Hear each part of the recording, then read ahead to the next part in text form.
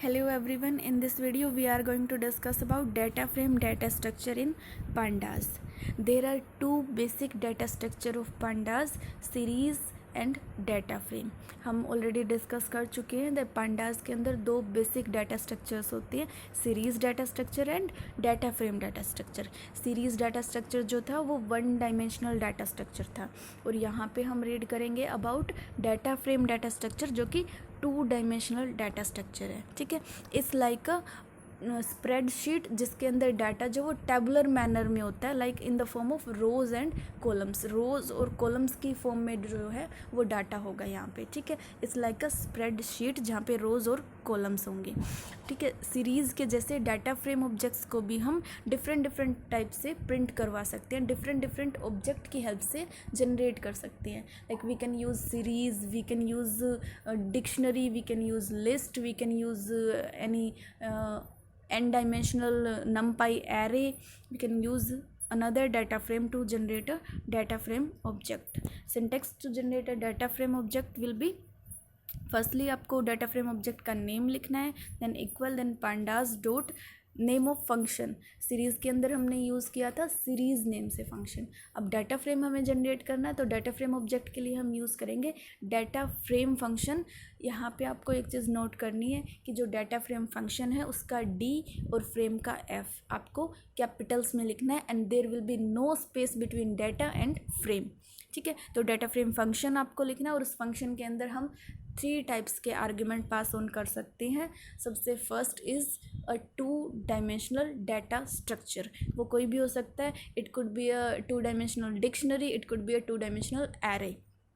ठीक है, उसके बाद आपको देना होता है इंडेक्स एंड देन कॉलम्स. ठीक है, index and column these two are optional. ये ऑप्शनल है, आप दे भी सकते हो और अगर आप नहीं भी देते हो तो भी हमारा डाटा फ्रेम इजीली जनरेट हो जाएगा. Main is a 2 dimensional data structure. Next is characteristics of A data frame data structure. Data frame data structure की करेक्टरिस्टिक्स क्या है? सबसे बड़ी करेक्टरिस्टिक्स तो यही है कि ये 2 डायमेंशनल डाटा को रिप्रेजेंट करता है. ठीक है, लाइक सीरीज़ के अंदर हम एक सिंगल डायमेंशन से डाटा को रिप्रेजेंट कर रहे थे, यहाँ पे हम 2 डायमेंशनल डाटा रिप्रेजेंट करेंगे इन the form of rows and column like a table और स्प्रेडशीट.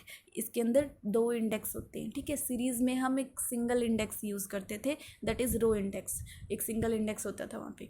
अब यहाँ हम यूज़ कर रहे हैं 2 index, one is for row, another one is for column. ठीक है, रो इंडेक्स को हम यहाँ पे बोलेंगे ओनली इंडेक्स और कॉलम इंडेक्स को हम बोलेंगे कॉलम नेम. रो इंडेक्स को हम बोलेंगे इंडेक्स और कॉलम इंडेक्स को हम बोलेंगे कॉलम नेम. रो इंडेक्स की वैल्यू हम कुछ भी रख सकते हैं, लाइक ऑटो जनरेट अगर वो हो रही है then it would be in the form of 0 1 2 3 4. हम रोमन्स में रख सकते हैं, हम ABC में भी रख सकते हैं, इंटीजर स्ट्रिंग में से कोई भी वैल्यू आप दे सकते हो इंडेक्स की.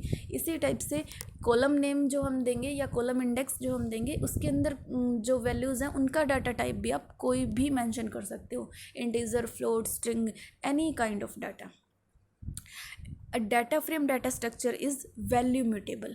Value mutable means we can easily change its values. इसकी values को हम easily modify कर सकते हैं, easily change कर सकते हैं. Data frame जो है वो value mutable होते हैं. Next, data frame is also size mutable. Size mutable भी होते हैं. It means we can easily modify size of a data frame object. data frame object के size को हम easily modify कर सकते हैं, like we can add or delete rows and columns in a data frame object very easily. It's value mutable, it's size mutable, it's in a form of a spreadsheet in the form of rows and columns. Rows index को हम बोलेंगे index और column index को हम बोलेंगे column name. Next is generating a data frame object. In first slide we had discuss that data frame object को जनरेट करने के लिए हम किसी भी डाटा स्ट्रक्चर का या 2 डायमेंशनल डाटा स्ट्रक्चर का यूज़ करेंगे. यहाँ पे सबसे पहले हम यूज़ कर रहे हैं एक 2 डायमेंशनल डिक्शनरी का, जिसके अंदर वैल्यूज जो हैं वो हैं इन the form of a list. एक 2 डायमेंशनल डिक्शनरी हम ले रहे हैं और उसकी वैल्यू जो है, हमें पता है डिक्शनरी जो है वो की वैल्यू पेयर में होती है, तो डिक्शनरी की जो वैल्यूज़ हैं वो एज अ लिस्ट हम दे रहे हैं. ठीक है, तो इस एग्जांपल में हमें करना क्या है, हमें प्रिंट करवाना है एक डाटा फ्रेम जिसके अंदर हमने कॉलम्स लिए हैं, 3 कॉलम्स हम ले रहे हैं. Movie name, year of releasing that movie, कि किस ईयर में वो मूवी रिलीज़ हुई है, and rating of that movie. ये 3 कॉलम नेम्स हम ले रहे हैं और एक डाटा फ्रेम हमें जनरेट करना है। तो हम यहाँ पे एक टू डायमेंशनल डिक्शनरी यूज़ करेंगे जिसके अंदर वैल्यूज़ हम देंगे एज अ लिस्ट। तो एग्जाम्पल में आप देखोगे हमने एक डिक्शनरी यहाँ पे क्रिएट की है जिसका नेम है dic1। ठीक है, ये एक डिक्शनरी है। इसके अंदर सबसे पहले हम एक की लेंगे मूवी नेम से। मूवी नेम उस की का नेम है। ठीक है, उस की के अंदर हम वैल्यू देंगे एज अ लिस्ट, हमें वैल्यू पास ऑन करनी है, ऊपर हम डिस्कस कर चुके हैं। तो उस लिस्ट में हम मूवीज़ के नेम ले रहे हैं। I'm a Marvel movie fan, so मैंने अपने अकॉर्डिंगली मूवीज़ के नेम लिए, iron man, Avengers, ant man, Thor, these are the movie names. उसके बाद हम अनदर की ले रहे हैं जिसके अंदर हम ईयर मेंशन करेंगे, वो भी हम लिस्ट के फॉर्म में वैल्यूज़ देंगे कि कौन से ईयर में ये पर्टिकुलर मूवीज़ रिलीज़ हुई हैं, एंड देन लाइकवाइज इनकी रेटिंग हम देंगे नेक्स्ट की के अंदर। फिर हम इस डिक्शनरी को प्रिंट करवा रहे हैं। ठीक है, उसके बाद हमने पांडास को इंपोर्ट किया है एज पीडी। उसके बाद हम क्या कर रहे हैं, एक डाटा फ्रेम ऑब्जेक्ट हम क्रिएट करेंगे। उस डाटा फ्रेम ऑब्जेक्ट का नेम हमने यहाँ पे लिया है DTF1 equal PD dot data frame function. Data frame object को क्रिएट करने के लिए हम डाटा फ्रेम फंक्शन यूज़ करते हैं, हमने डिस्कस किया था फर्स्ट स्लाइड में। तो हमने यहाँ पे डाटा फ्रेम फंक्शन यूज़ किया और उसको हमने पैरामीटर पास ऑन किया है।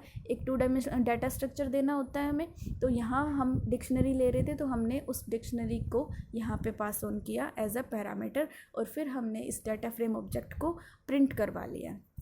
तो आप आउटपुट में देख सकते हो, सबसे ऊपर हमने डिक्शनरी प्रिंट करवाई जो एज इट इज़ प्रिंट हो गई। उसके बाद हमने उस डिक्शनरी को डाटा फ्रेम ऑब्जेक्ट के अकॉर्डिंगली प्रिंट करवाया। तो यहाँ कॉलम नेम्स पे आप देखोगे मूवी नेम, ईयर, रेटिंग ये आ गई है। Column index and row index auto generate हुए हैं क्योंकि हमने कोई मेंशन नहीं किया था particularly. Row index 0, 1, 2, 3 auto generated row index है, और मूवी नेम, ईयर और रेटिंग ये कॉलम इंडेक्स है।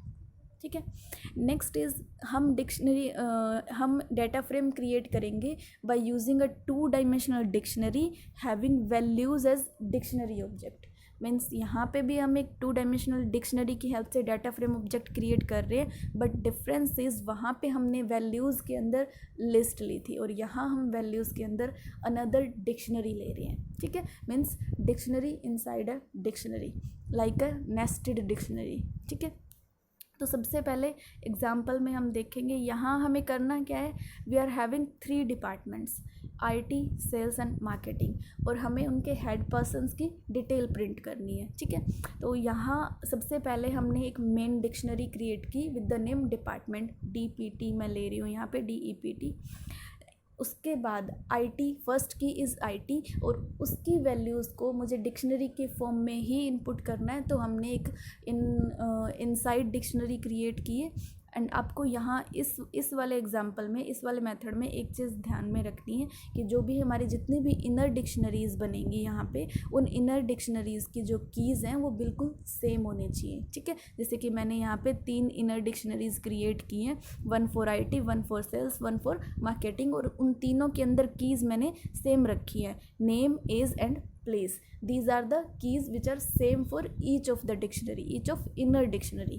हर एक inner dictionary की कीज़ सेम होनी चाहिए। ठीक है, तो इस टाइप से हमने डिक्शनरी क्रिएट की है जिसके अंदर हमने वैल्यूज़ भी as a dictionary pass on की है। फिर हम उस डिक्शनरी को प्रिंट करवा रहे, उसके बाद हमने पांडास को इंपोर्ट किया और फिर हमने एक डाटा फ्रेम ऑब्जेक्ट क्रिएट किया with the name DTF2। Data frame object 2 हमने क्रिएट किया, उसको PD dot data frame function की हेल्प से, और हमने पैरामीटर यहाँ पे पास ऑन कर दिया that dictionary we had created above with the name DEPT for department. और फिर हमने इस डाटा फ्रेम ऑब्जेक्ट को प्रिंट करवाया है। तो जैसे ही हम इसको प्रिंट करवाएंगे, यहाँ पे आप देख सकते हो हमने कॉलम नेम्स पे हमने क्या लिया है, IT, सेल्स एंड मार्केटिंग, और उन तीनों पर्सन्स की डिटेल्स यहाँ पे प्रिंट हो गई हैं जो इन तीनों डिपार्टमेंट्स के हेड है।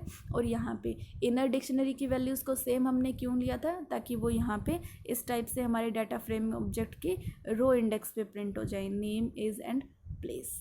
ठीक है, तो ये हमने एक 2 डायमेंशनल डिक्शनरी की हेल्प से एक डाटा फ्रेम ऑब्जेक्ट क्रिएट किया है जिसकी वैल्यू जो थी वो भी एक डिक्शनरी ऑब्जेक्ट थी।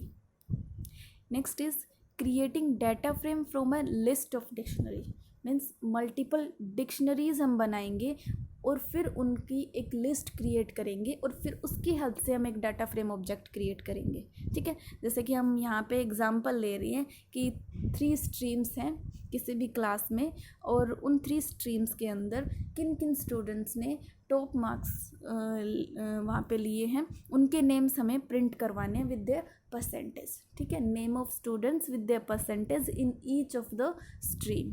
तो जैसे कि यहाँ हमने क्या किया, सबसे पहले हमने एक डिक्शनरी क्रिएट की साइंस नेम से, और उसके अंदर जो स्टूडेंट टॉपर था उसका नेम और उसके परसेंटेज। देन हमने एक और डिक्शनरी क्रिएट की विद द नेम कॉमर्स, और उसके अंदर भी same name of student and percentage. तीनों डिक्शनरीज क्रिएट कर ली। देन हमने एक लिस्ट बनाई है विद द नेम टॉपर्स, और उस लिस्ट के अंदर जो लिस्ट आइटम्स हैं वो हमने उन तीनों डिक्शनरीज को रख दिया। ठीक है, ऊपर जो हमने डिक्शनरीज क्रिएट की थी उनकी हमने एक लिस्ट बना ली जिसका नेम हमने रखा है टॉपर्स। फिर हम क्या कर रहे हैं, हमने पंडास को इंपोर्ट किया और एक डाटा फ्रेम ऑब्जेक्ट क्रिएट किया with the name DTF3 pd.dataframe function. अब देखो इसके अंदर हम सबसे पहले एक 2 डायमेंशनल डाटा स्ट्रक्चर देते हैं। तो यहाँ हमने लिस्ट बना रखी है 3 डिक्शनरीज की हेल्प से। तो वो लिस्ट हमने सबसे पहले लिखा toppers, name of that list. उसके बाद यहाँ हम इंडेक्स भी स्पेसिफाई करेंगे। पिछले सभी एग्जांपल्स में हमने ना तो इंडेक्स स्पेसिफाई किए थे और ना ही कॉलम नेम्स। ठीक है, वो ऑटो जनरेटेड आ रहे थे। अब यहाँ इंडेक्स हम स्पेसिफाई कर रहे हैं स्पेसिफिकली। तो इंडेक्स हम देंगे 3 index, science, commerce and arts. मैंने 3 इंडेक्स दिए और फिर इस डाटा फ्रेम ऑब्जेक्ट को प्रिंट करवा लिया है। ठीक है, तो यहाँ पे नीचे आउटपुट में आप देखोगे कि जो मैंने इंडेक्स दिए हैं, इंडेक्स मीन्स रो इंडेक्स। अगर यहाँ पे मैं लिखती columns, it means those will be appear on the column names. यहाँ ओनली इंडेक्स लिखा है, इट मीन्स ये रो इंडेक्स है और ये रो इंडेक्स पे ही प्रिंट होगा। तो यहाँ पे हमारे पास नेम और परसेंटेज प्रिंट हो गई हैं इन तीनों स्ट्रीम्स में स्टूडेंट्स के। ठीक है, जो भी टॉपर्स रहे हैं। So this is creating a data frame from a list of dictionary. पहले हमने मल्टीपल डिक्शनरीज क्रिएट की, फिर उनको हमने एक लिस्ट में कंबाइन किया, फिर उसकी हेल्प से हमने एक डाटा फ्रेम ऑब्जेक्ट को क्रिएट किया है। Next is creating a data frame from a list of dictionary. we had already discussed it. Next is creating data frame from a 2-dimensional numpy array। एक 2-डायमेंशनल नमपाई array की help से हम एक data frame object create कर रहे हैं। ठीक है, तो अगर हमें नमपाई एरे यूज़ करना है तो सबसे पहले हम नमपाई पैकेज को इंपोर्ट करवाएंगे, सेम वैसे जैसे हम पांडास को इंपोर्ट करवाते हैं, इंपोर्ट नमपाई एज NP। उसके बाद हम एक एरे क्रिएट कर रहे हैं with the name ARR1। ARR1 name से हमने एक एरे क्रिएट किया है। np.array, उस एरे को जनरेट करने के लिए फंक्शन है ये np.array, और उस एरे के अंदर हमने फिर वैल्यूज़ पास ऑन कर दी। ठीक है, फिर हमने सिंपली उस एरे को एक बार के लिए प्रिंट किया है। देन नेक्स्ट सबसे पहले हम पांडास को इंपोर्ट करेंगे, फिर हम एक डाटा फ्रेम ऑब्जेक्ट क्रिएट करेंगे। सो यहाँ पे हमने एक डाटा फ्रेम ऑब्जेक्ट क्रिएट किया विद द नेम DTF4। ठीक है, उसके बाद pd.dataframe। अब उस डाटा फ्रेम ऑब्जेक्ट के अंदर हम उस एरे को as a two dimensional data structure pass on करेंगे। उसके बाद हम क्या कर रहे हैं, यहाँ पे देखो, यहाँ पे हम कॉलम्स भी दे रहे हैं। लास्ट एग्जाम्पल में हमने ओनली इंडेक्स दिया था और उससे फर्दर जितने भी एग्जाम्पल थे उनमें हमने ना तो इंडेक्स स्पेसिफाई किया था और ना ही कॉलम्स। अब यहाँ पे हम दोनों स्पेसिफाई कर रहे हैं। सबसे पहले हमने उस एरे को इनपुट कर दिया, उसके बाद नेक्स्ट आर्ग्यूमेंट हम दे रहे हैं कॉलम्स। कॉलम्स के अंदर हमें चाहिए स्ट्रीम्स के नेम हम दे रहे हैं, साइंस, कॉमर्स एंड आर्ट्स। ठीक है, और यहाँ पे भी हम सेम वही कर रहे हैं कि जो फर्स्ट स्टूडेंट है उसके कितने परसेंटेज हैं, सेकंड पोजीशन के कितने हैं, थर्ड पोजीशन के कितने हैं, इन तीनों डिफरेंट स्ट्रीम्स में। ठीक है, फर्स्ट पोजीशन के परसेंटेज, सेकंड पोजीशन के और थर्ड पोजीशन के percentage in the stream science, commerce and arts. इस टाइप से हमें एक डाटा फ्रेम क्रिएट करना है। तो हमने कॉलम्स के अंदर तीनों स्ट्रीम्स के नेम लिखे हैं और इंडेक्स के अंदर हमने इंडेक्स दिया फर्स्ट, सेकंड एंड थर्ड, ऐसे हमने इंडेक्स स्पेसिफाई किया। फिर हमने इस डाटा फ्रेम ऑब्जेक्ट को प्रिंट करवाया है। तो नीचे हम आउटपुट में देख सकते हैं कि यहाँ पे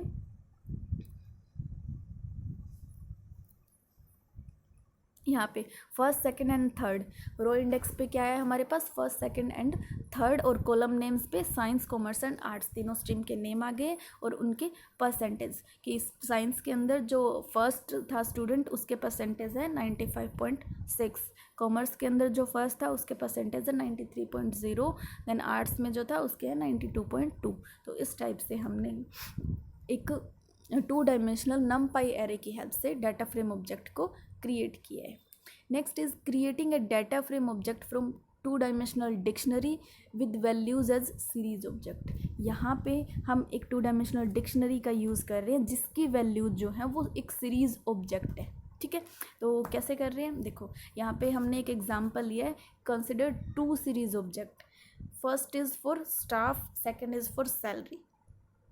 2 सीरीज ऑब्जेक्ट हमने क्रिएट किए, एक स्टाफ के लिए और एक सैलरी के लिए। किसी फर्म का सपोज हम ये एग्जांपल ले रहे हैं, किसी ऑर्गेनाइजेशन का या किसी कंपनी का, जहाँ पे हम स्टाफ नेम से एक सीरीज़ बना रहे हैं, एक सीरीज़ बना रहे हैं सैलरी नेम से।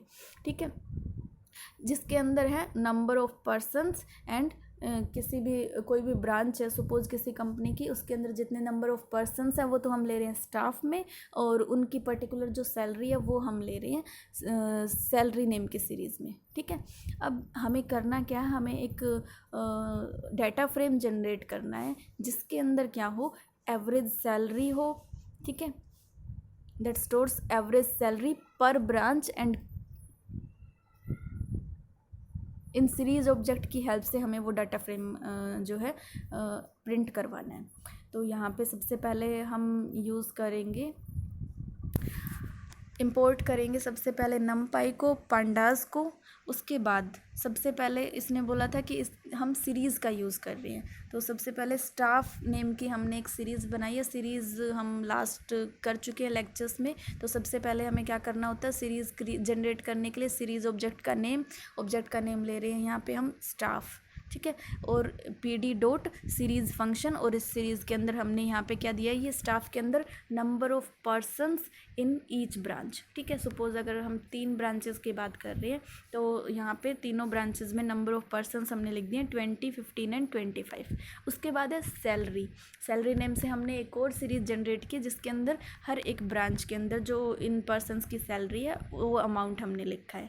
उसके बाद हमें क्या करना था, इसने बोला कि हमें डाटा फ्रेम ऑब्जेक्ट के अंदर एवरेज सैलरी भी इंक्लूड करनी है पर ब्रांच, तो हमने यहाँ पे एवरेज कैलकुलेट किया है। ठीक है, एवरेज कैलकुलेट करना मीन्स जो भी टोटल अमाउंट है, टोटल सैलरी है, divided by staff, number of staff members, तो यहाँ एवरेज आ गया।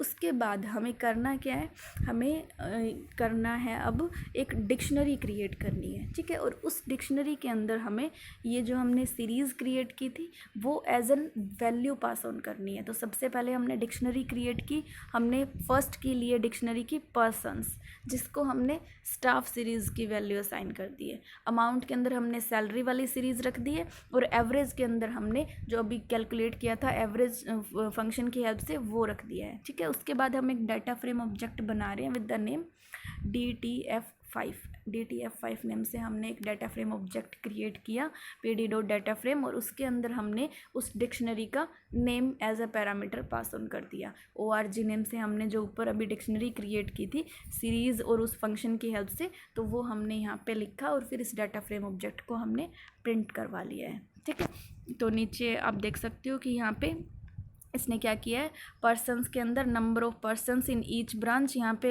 इनपुट करवा दिया, फिर अमाउंट, उन पर्सन्स की सैलरी का अमाउंट, और फिर उनका जो एवरेज आया था वो भी यहाँ पे शो हो रहा है। ठीक है,